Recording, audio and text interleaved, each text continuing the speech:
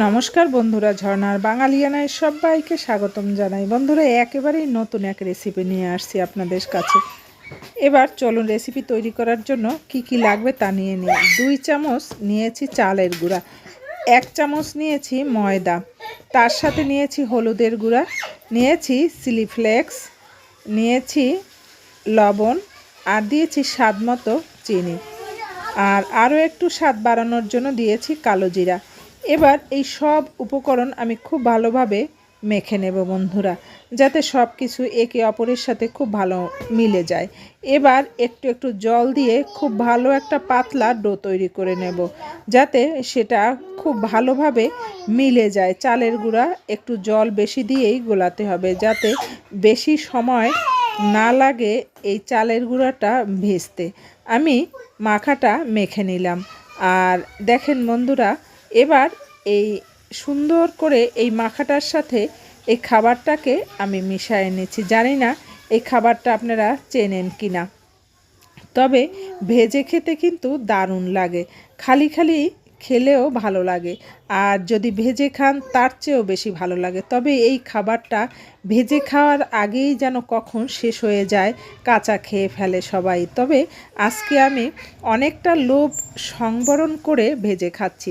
আপনাদেরও বলি, কাঁচা খেতে যতটা স্বাদ লাগে তার চেয়ে ভেজে খেতে আরও দারুণ স্বাদ লাগে। আমি সবগুলো এই মাখার সাথে মেখে নিচ্ছি, আর মেখে এই 5-7 মিনিট পর্যন্ত আমি রেখে দেব একটু রেস্টে, যাতে এই চালের গুঁড়াটা সাথে খুব ভালোভাবে মিশে যায়। চলুন, আমি ফ্রাই প্যান বসিয়ে তাতে তেল দিয়ে দিলাম।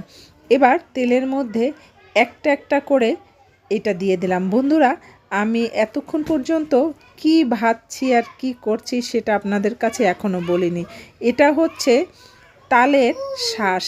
আমরা যে তাল খাই, সেই তাল খেয়ে আমরা বিচিটা যে রেখে দেই, বিচিটা বা দানাটা রেখে দেওয়ার পর বর্ষার দিনে রেখে দেওয়ার ফলে এর মধ্যে গজ হয়, আর এই গজ যখন বড় বড় হয় তখন তুলে এই বিচিটা কেটে ফেললে এর মধ্য থেকে ঠিক এরকম শাঁস বের হয়।